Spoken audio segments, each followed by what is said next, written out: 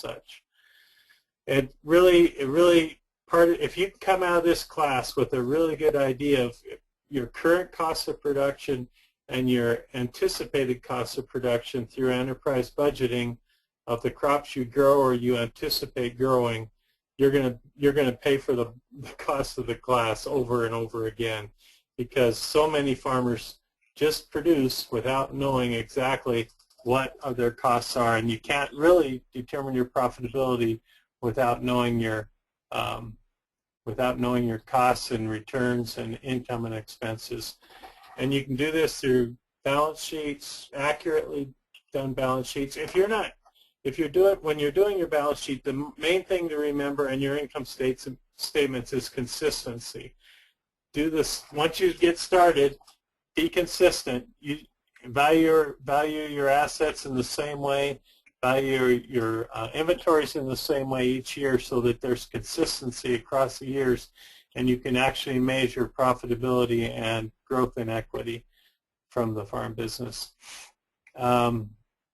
Maintain liquidity, and I think Stan touched on that too, how long it takes to get a farm to stand on its own, and that's essentially a liquidity issue. And it can vary between farms, types of farms, debt structure, or situation going into the farm situation.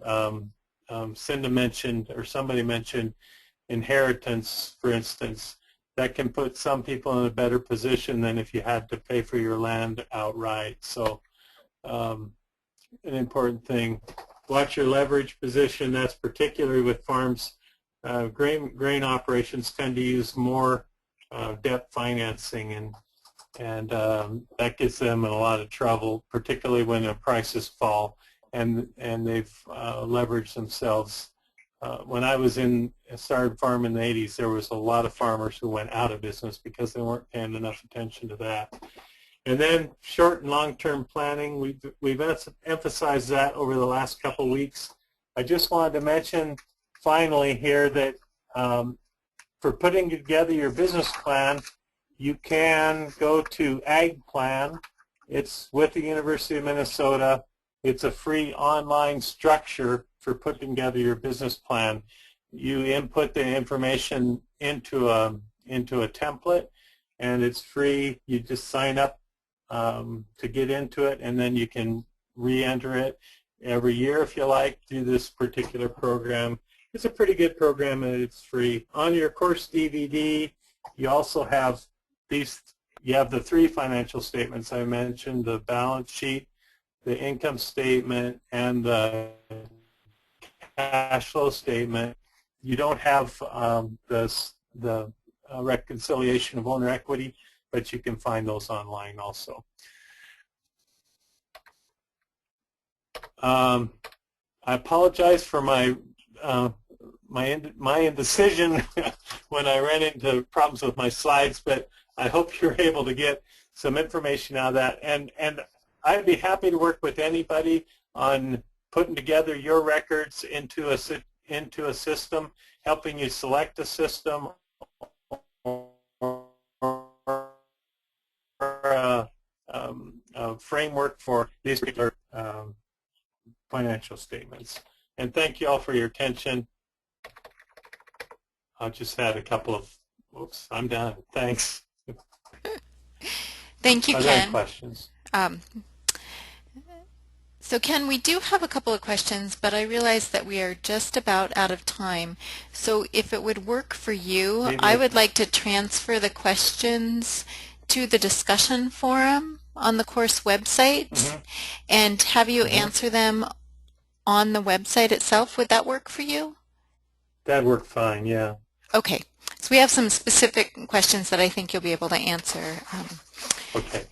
In that, everybody can see those, can't they? Yes, everybody can log in to the discussion forum, and that brings me to what I wanted to talk about in our last couple minutes. So if we could go forward one slide, Cinda.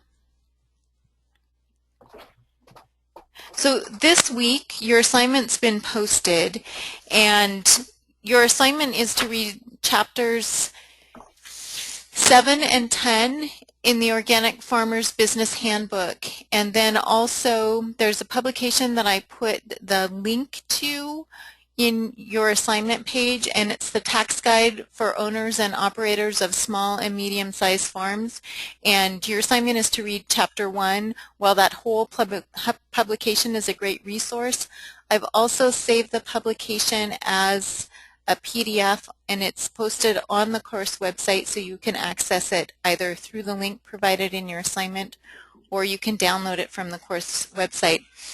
And then in addition to that, we're asking that this week you watch the DVD that was included in the Organic Farmers Business Handbook. So your handbook came with both a DVD and a CD.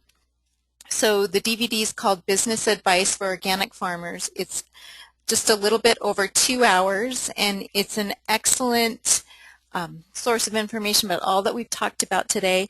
And I wanted to point out that on that DVD you have spreadsheets for crop enterprise budgets, a marketing chart, profit and loss statement, a balance sheet, and the cash flow projection. And you do have an example of a cash flow projection that does not include your personal living expenses, but production, farm-related expenses in the Organic Farmers Business Handbook.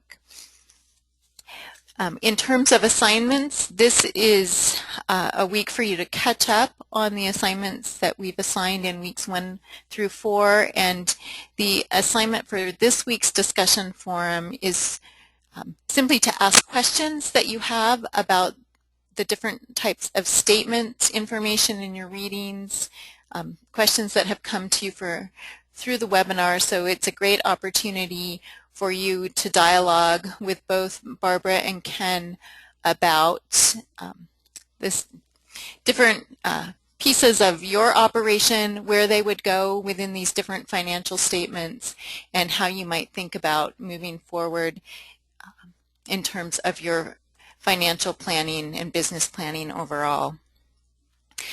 So next week we'll be talking about selling into different markets, and on Friday the week 5 readings and assignments will be posted. And next week we'll have 2 guest speakers to talk about their marketing, and we look forward to talking with you then. Have a great week.